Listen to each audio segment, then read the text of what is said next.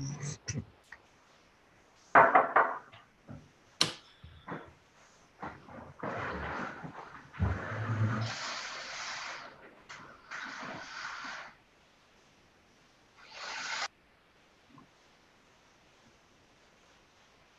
the post-resuscitation care session has finished.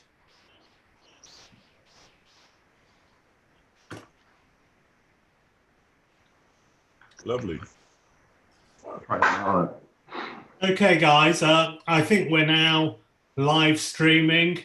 Good evening, everybody. I'm Jazz Saw.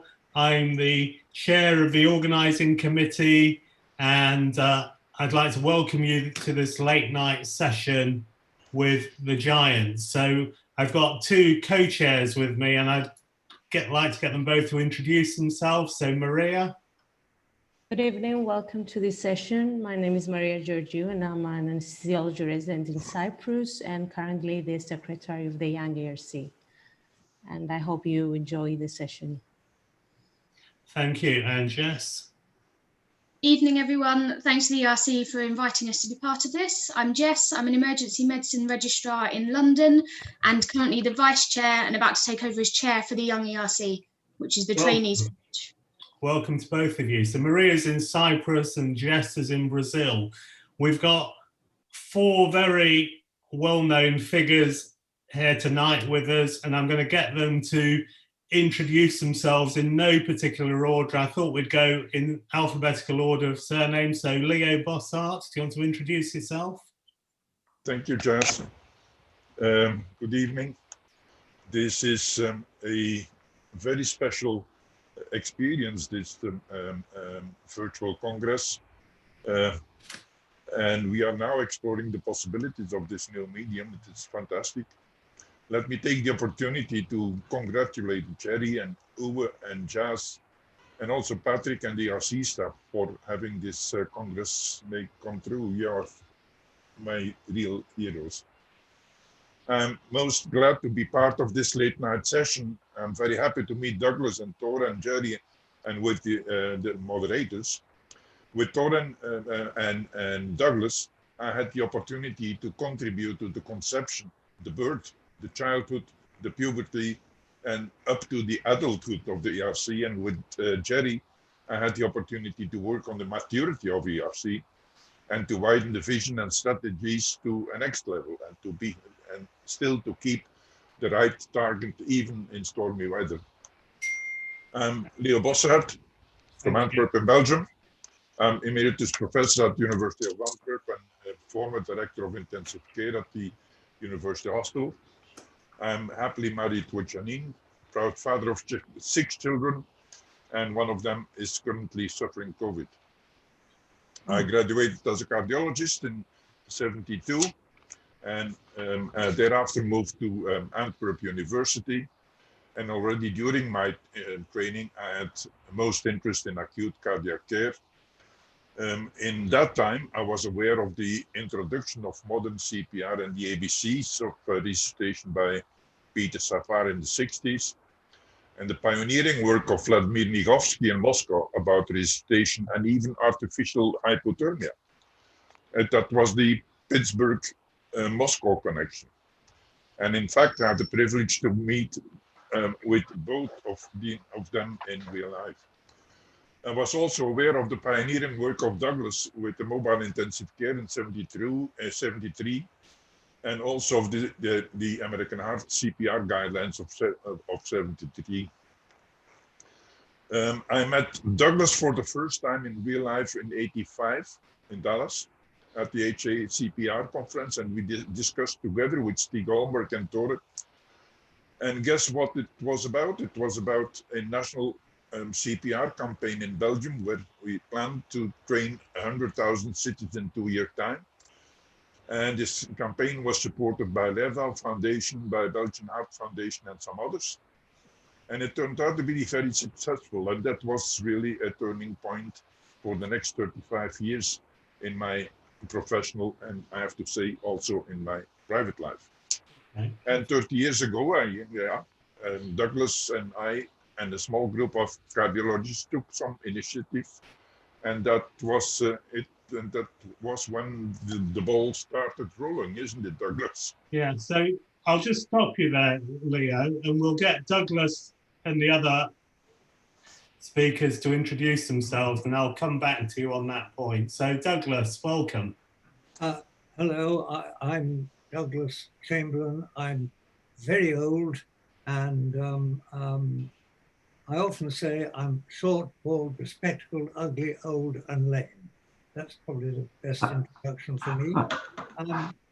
Do you want me to just read the little bit I've got here about the formation of the ERC at this stage? Or no, why don't we get Tora to introduce himself and Jerry, and then I'll get back to you. So, right. Tora. Yeah, hello everyone. I'm Tora Ledal, and I'm really both humbled and very privileged to be part of this exclusive panel. And the reason for that is in my capacity as Executive Director of the Ledal Foundation, which was honored to receive this giant award in year 2000. Thank you very much, Tora. And finally, Jerry, do you want to introduce yourself? Thanks, Jazz. Yeah, apologies for being slightly late. We've just finished off another session. So I'm Jerry Nolan. I'm currently chair of the European Resuscitation Council, and I practice as a clinician in intensive care and anaesthesia in Bath in the UK. And I guess I'm a little bit younger than Douglas, just a little bit. I've got less hair than Douglas, and I've certainly got less brains. Okay, thank you all. Thank you, Jerry. So, Douglas, I'll start off. Tell us how and why the ERC started. So, for those of us who are not old enough to remember. Well, okay. In 1988, I attended a meeting of the European Society of Cardiology with friends, including Lars Mogensen, whose picture we saw a little while ago, Lars Mogensen from Sweden, no longer with us, sadly. Now, Lars proposed at that meeting of the European Society of Cardiology, Lars proposed setting up a permanent working group on resuscitation within the ESC. There was a vote and it was turned down. Lars and I then walked out of the meeting into a tent close by to drown our sorrows with some alcohol. We were followed by Leo Bosset and by Paul Hugenholtz. Leo very kindly invited us all to a meeting in Belgium where the creation of a European Resuscitation Council was discussed. It was officially inaugurated in Belgium the following year. Its first conference was in Brighton in 1992 in conjunction with the Resuscitation Council UK that had been created earlier in 1981. So that's a bit about the history. Yeah, so what were you doing in the bear tent, Leo? At that moment, we are probably, most of us are probably aware of the history of CPR and ERC. And as I said before the meeting started, that exactly 60 years ago, Peter Savard introduced the modern ABCs of CPR, and together with Kouwenhoven, Jude, and Knickerbocker, and together with the recently deceased Norwegian cardiologist Björn Lind, and together with the Norwegian toy maker Asmund Lardal, they produced in 1960 the first Resuscian. And this training mannequin became worldwide the iconic face and really the mascot of citizen CPR. And after the publication of the HA standards of CPR in 1973, there was a booming activity worldwide to introduce, teach, and apply CPR. And in the US, we remember Leonard Kopp and Mickey Eisenberg and many other giants. And also in Europe, in Sweden, Norway, Germany, Netherlands, UK, Belgium, Ireland, and so forth.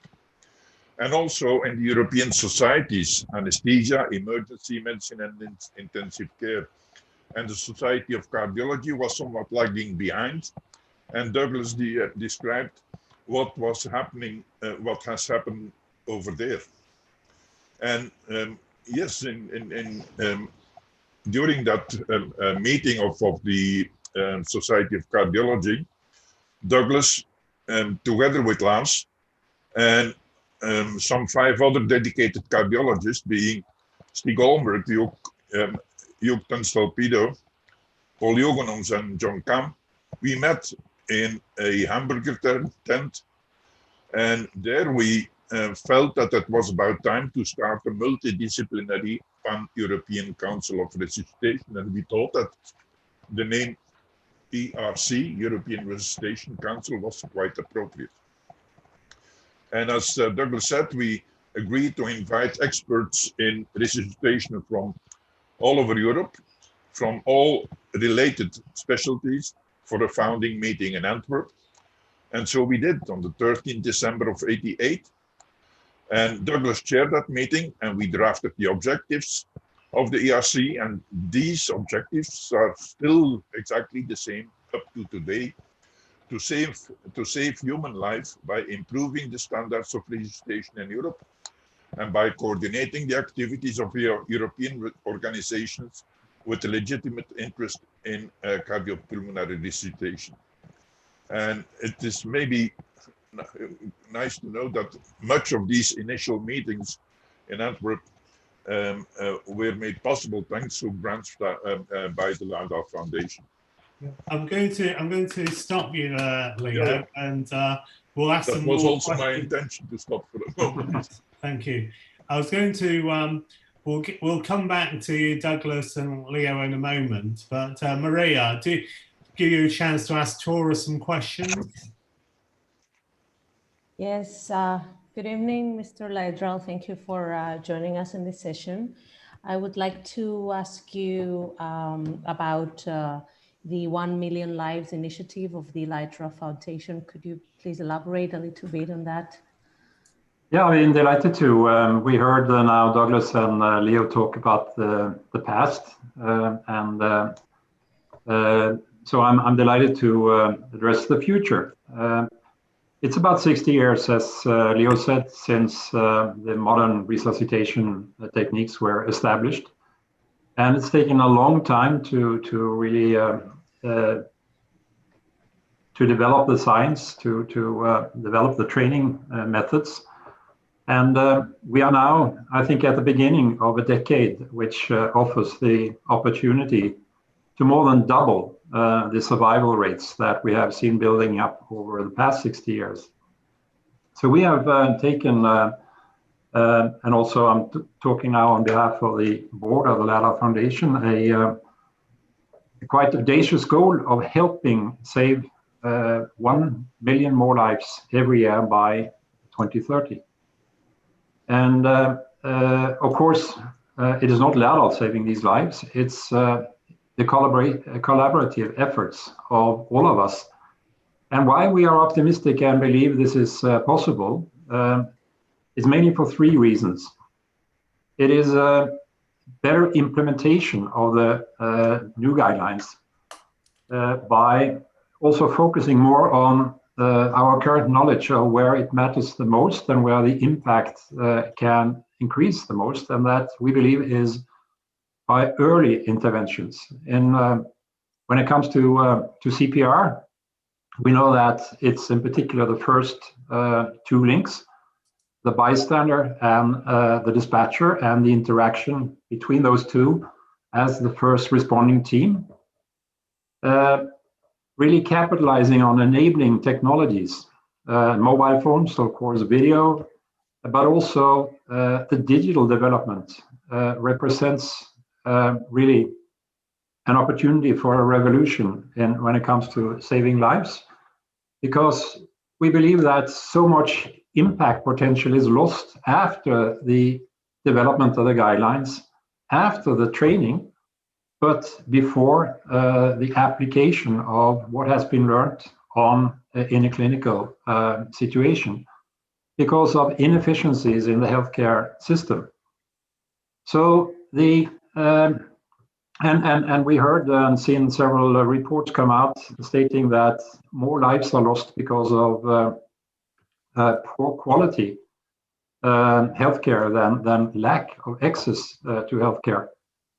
So we think that this quality gap can be addressed by enabling technologies, in particular new opportunities to catch data for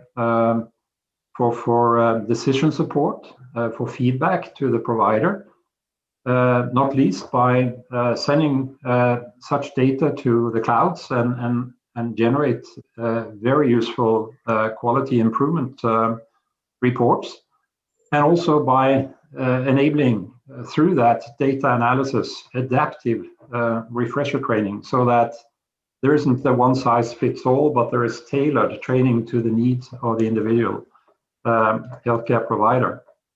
And the third element is the opportunity of active partnerships.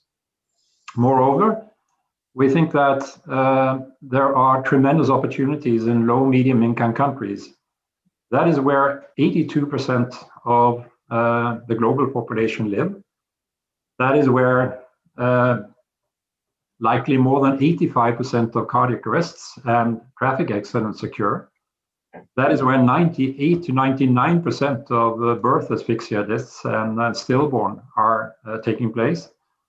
So now that new ILCO guidelines are being launched, it is very important that we really acknowledge that we're talking about a global need and global application of these new guidelines.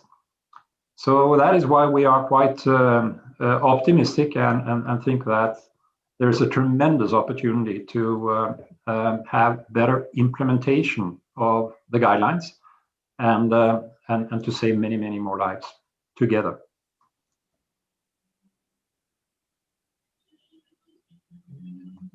Thank you, Tor. Do you have any follow-up questions?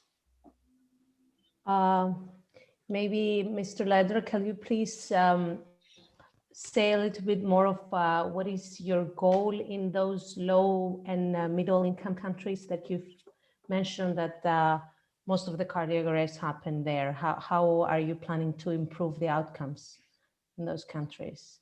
As we know, in the case of a cardiac arrest, there is a need for a well-functioning chain of survival. And that may be wishful thinking in many low-income countries.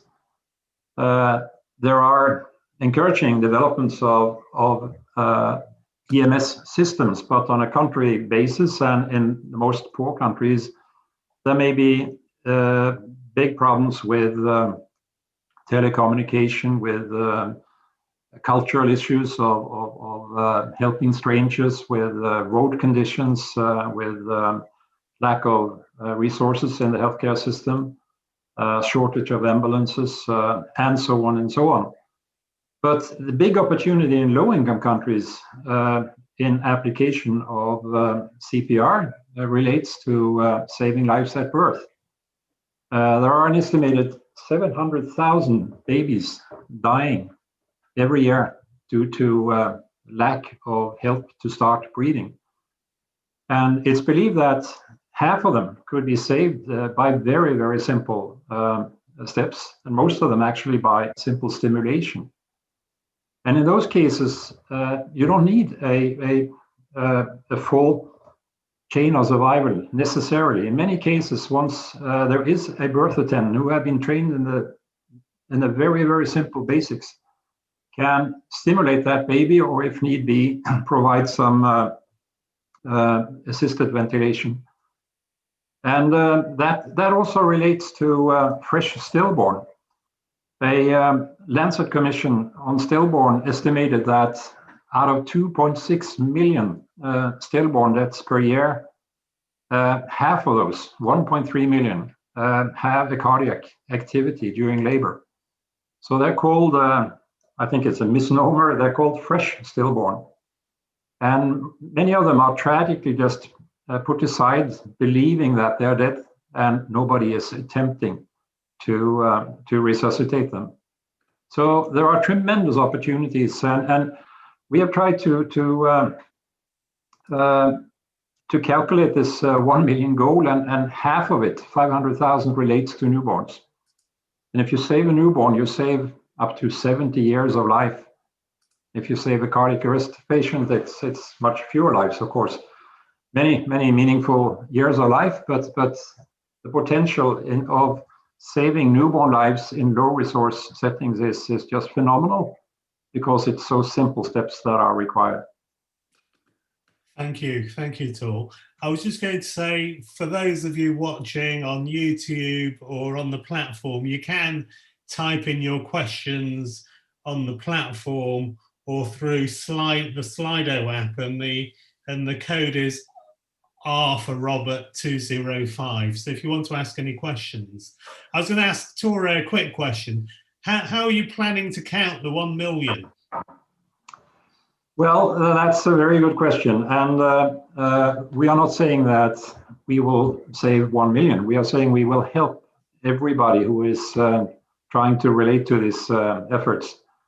And if you look at the SDG 3, the goal is to reduce by 40% non-communicable disease that's under age of 70. And to reduce by 2/3 from 2015 to 2030 deaths at birth, both maternal and newborn deaths, and to reduce by 2/3 traffic accidents deaths. So the entire world, every nation in the world have subscribed to these goals in the United Nations. And there are systems to calculate the development of these death tolls. So I think this is not a foundation or us to really develop or make those. We are eagerly studying all of these reports coming out through Lancet, through Gates Foundation, through different mechanisms.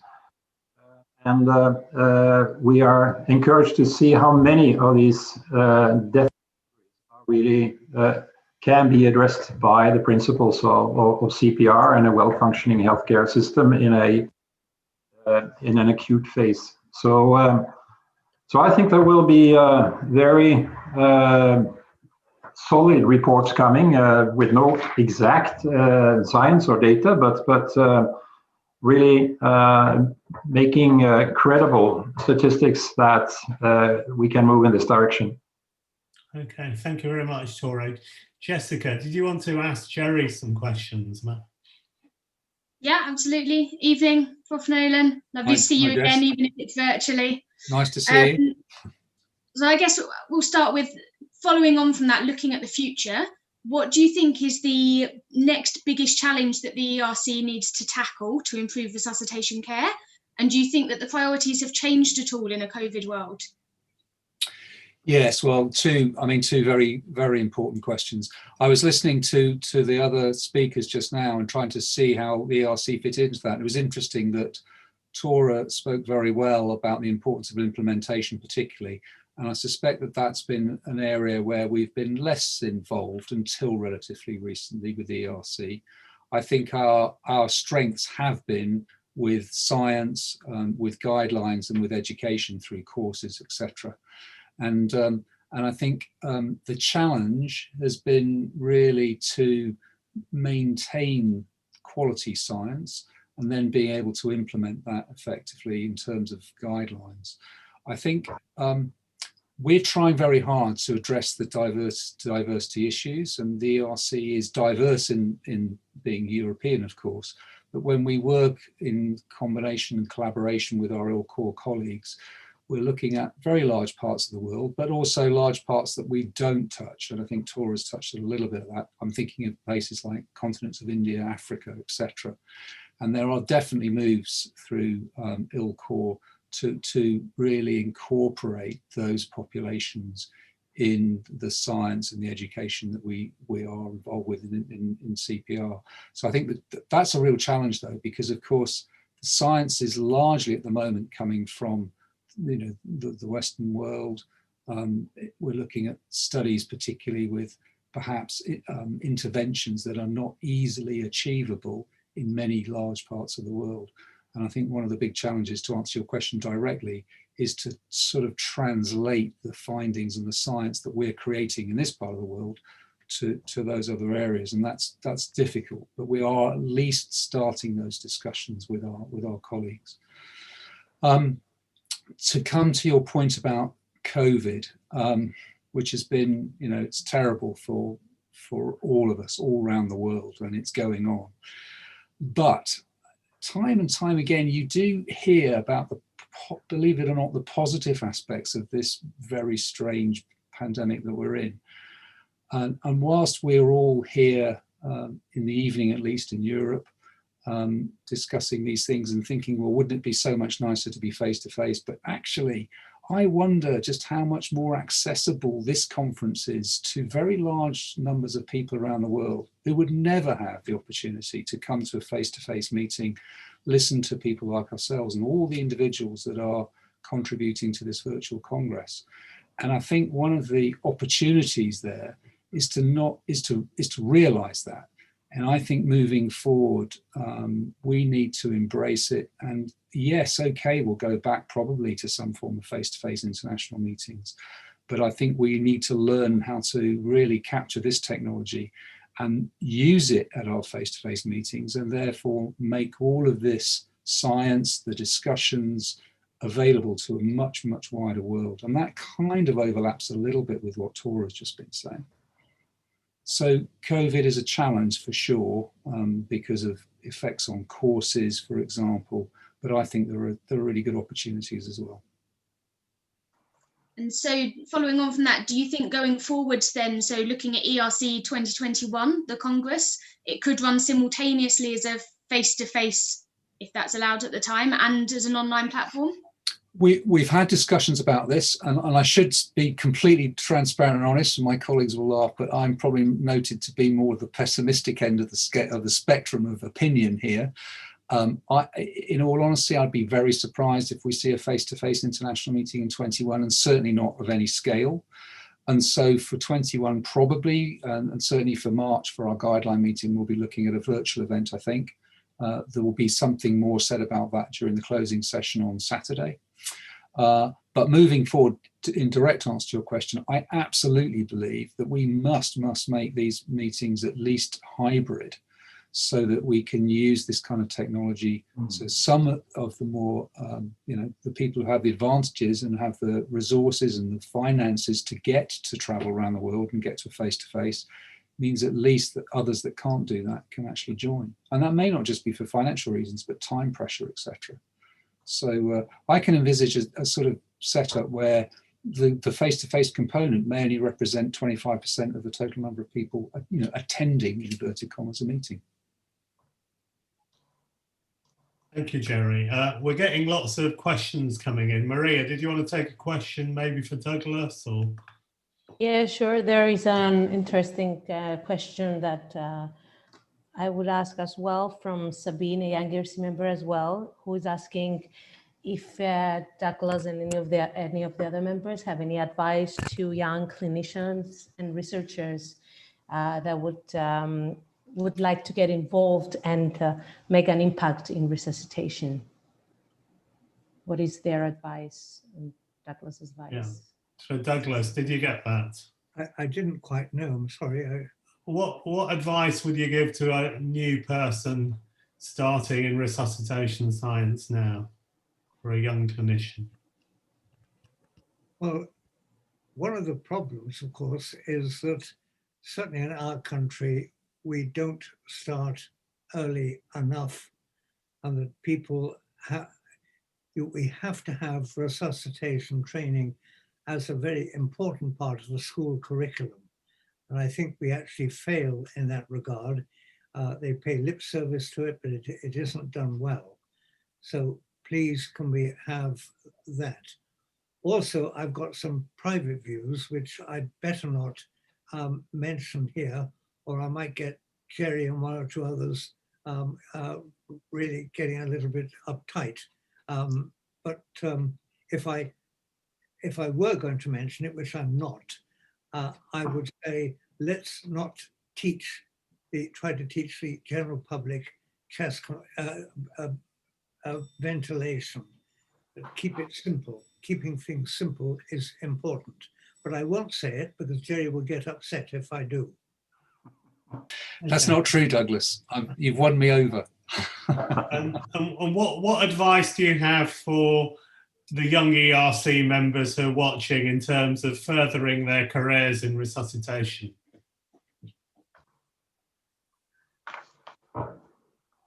Leo, did you want to take that? Yeah, I simply would say they should be encouraged to go on, but they shouldn't do it alone. And we have too many, in the past, we had too many single center activities.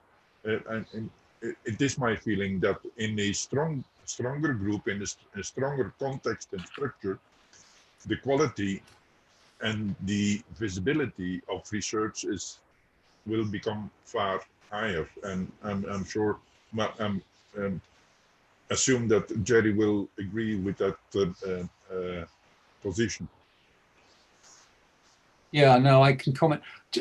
I don't know how many people watching saw Gavin's Sapphire lecture today, but I think the answer to that question was in his lecture, because he gave a fantastic overview of his career and how he started and how he's evolved. And if you were watching that, he started out by doing, I would say, important but relatively simple mannequin studies to do with CPR techniques and education. And if you watched how he presented that, it evolved from those very simple studies that actually you can start as medical students, as indeed he did, I believe, evolving all the way to these huge randomized controlled trials costing millions to do. And I think the mistake that some of the younger people make is that they feel that they must jump straight in to the deep end and start doing these huge randomized trials. And it's not realistic, because it takes years to build up experience to be able to achieve that, unless you can join a team. So I would say to people, you need to learn the principles of science first. Start relatively simply, because then you can actually achieve something, because of course the challenge of being relatively young, whether you're a doctor, nurse or paramedic, is often you're moving around a lot. Start off fairly small and get the principles sorted out, and then hopefully gradually build up with that. And yes, certainly try and get a mentor. Somebody like Gavin is going to be, there are not many of those around, but if you can do that, that's going to be very helpful. But I think that's the way to do it. And as I say, go back, and I'm hoping his talk is actually available online. And the answer to your question is go and listen to his talk. Excellent. Before we move on, I was just going to ask Tora about the Laidlaw Foundation helps young new talent start off with projects and things. Do you want to say something? Well, we are very privileged to support Peter Basket bursary to attend the ERC meeting for young people in particular, or young researchers and ERC members active in also in teaching and very much in the relatively less resource countries. But we also provide, of course, support. We have, over the 40 years of existence, supported some 1,800 research projects, very many of them PhD studies. And so I was listening with interest to Leo and Jerry's comments, and I think also that Gavin gave a phenomenal lecture.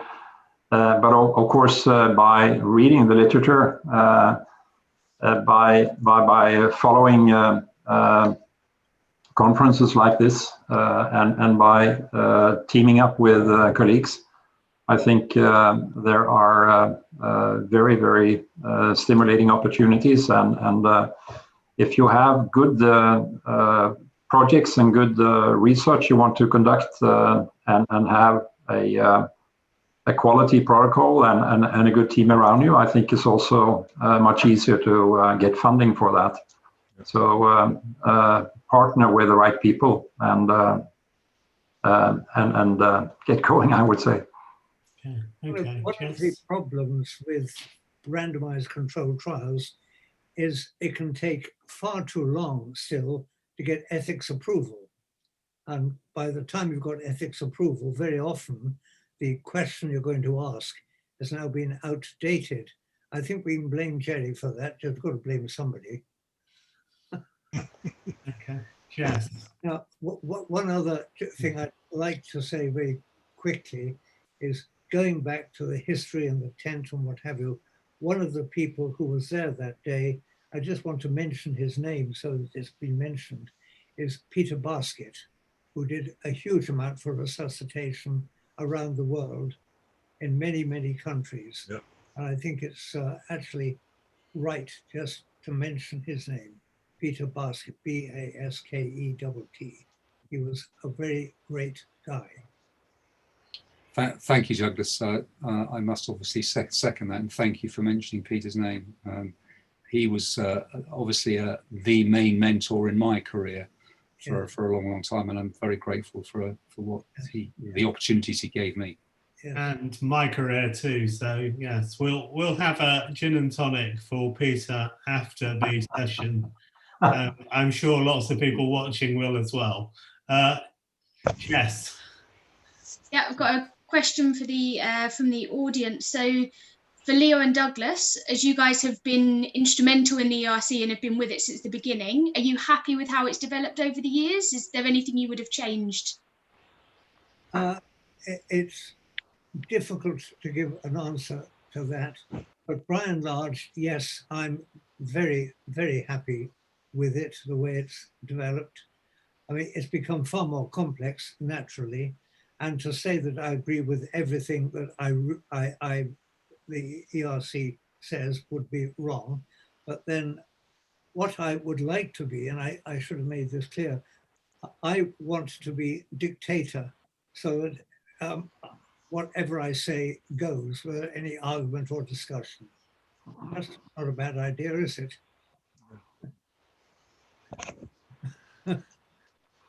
Leo, I could add a little bit, as Douglas started, a two-folded answer. Yes, we can say that we have done quite well, but on the other hand, we are facing with major challenges. And okay, we have done well. We have a network of 33 national resuscitation councils. Our guidelines are adopted in most European countries. It's fine. We have probably the best possible CPR courses. We have successful congresses. We have a strong brand and good visibility, such as illustrated by the World Restart the Heart Day. We have a good scientific infrastructure. We have strong projects, so this Eureka, just in time, Escape Net, etc. We have a prominent role in ILCOR, it's nice. Do not forget we have the Abbey of Wittstein as the cradle, the home base for international emergency cardiac care consensus and uniformity in producing definitions and nomenclature.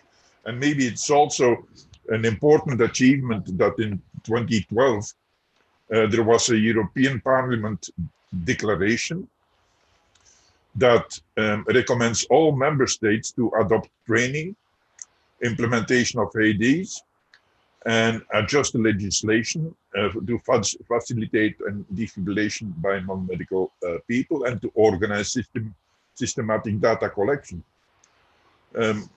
Good to know that Mario Sciorgio was instrumental to get this done. But we are also facing with a number of major challenges, and Jerry has identified a few.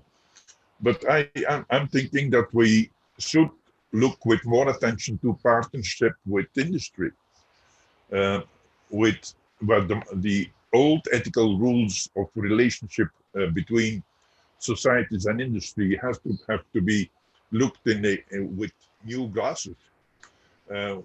Translational research is what we have to look at. We have to to improve the relationship, the partnership with NRC, it's a real partnership. That means responsibility from both sides. Also partnership with the other European organizations, anesthesia, cardiology, etc. And use the opportunities and the strengths of the European diversity. Diversity is so typical for us. Uniformity, yes, but with respect for the diversity. And maybe above all, we should remind that CPR is in fact not the task of not only the task of an individual, but is the task of the system. And that is one of the directions we have to look further in the future. One problem that we have to overcome, I feel, is that people are often afraid to use automated defibrillators. And certainly in some countries, and in this country, that has been a problem.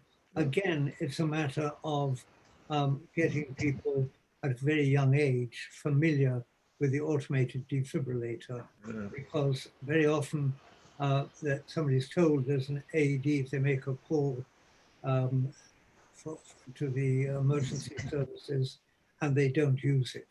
So we must make sure that people are not afraid to use defibrillators. You can't do any harm to anybody with an AED unless you use it to hit them on the head with it.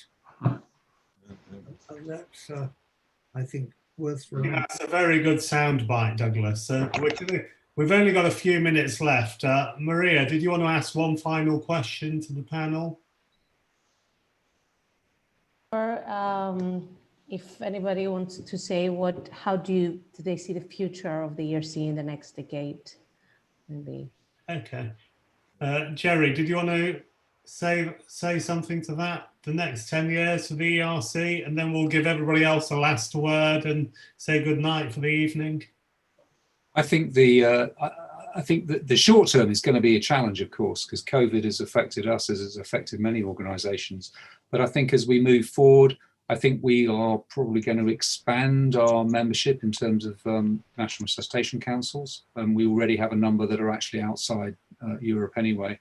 But I think we will continue to strengthen our collaboration with ILCOR and wider afield. And I hope that we will be able to really embrace this kind of technology. We'd started doing that anyway through the COSI platform, and many thanks to Patrick van der Voorde for a lot of work he's been doing. But the idea of making training far more efficient by combining the kind of technology we're using here tonight, I think is probably the future. That's my mic going in. So that's my thought. Great. Tora, any final words before we say goodnight? Yeah. Yes, I think these technology opportunities again are just so exciting. And we tried in Norway a new app and trained in a digital manner, 3,500 in CPR. And it was a short course, a refresher course, and it's possible to train up to 200 people with one instructor at the same time, and they can sit anywhere. So that's one example. I think using also, familiarize yourself in using the telephone and sort of simulating acting as the dispatcher and the caller is another opportunity to really demystify and lower the barrier to making the emergency call. You should make the call not because you've made a diagnosis that there's a cardiac risk, but because you're not sure, and you should call to get help. And it's the dispatcher that should make the diagnosis based on also available technology, and the video on smartphones can be taken into more clever use, I'm sure. And that goes on also at the other end of CPR should extend to also include training in the use of an AED, so that you go through the full chain of interventions, and not only the skills of CPR. I think is one way to stimulate people to take action and to familiarize themselves with technology that's already there. Thank you, Tor. One other name to mention is Freddie Lippert in Copenhagen, because he did an enormous amount and improved the survival there tenfold in what, 2 or 3 years. And you know, if we see all the things he did, we could learn something. Freddie Lippert is another great name. So we're running out of time, but Leo, any final words for the audience? No, that was such a fine time, these 32 years, together with Douglas and with these other giant chairs, Peter Basket, Stig Holmberg, Wolfgang Dick, Peter Steen, Pierre Khalid, David Simon, that Buttiger, Marit Kastran, and now Jerry and tomorrow Koen. Yep. Lovely, incredible time of my life. I'll let you have the thank you, Leo. Thank you, Tora. Thank you, Jerry, Jess, and Maria. I'll let you have the last word, Douglas. Any final thoughts for the audience? No, only it's really been a great privilege to take part in this particular session, and maybe, you know, it shows what we can do in these really difficult times, because I have learned a lot this evening. And I've also learned that there are a lot of great people out there who I can call my friends. I like that very much. Yeah, congratulations to ERC, and looking forward to the next 2 days. Well done, everybody. Thank you. And thank you all for listening. Sorry we couldn't take all your questions, and have a good night and join us early tomorrow. Thank you. Good night. Thanks, Jess. Thanks, everybody. Good night.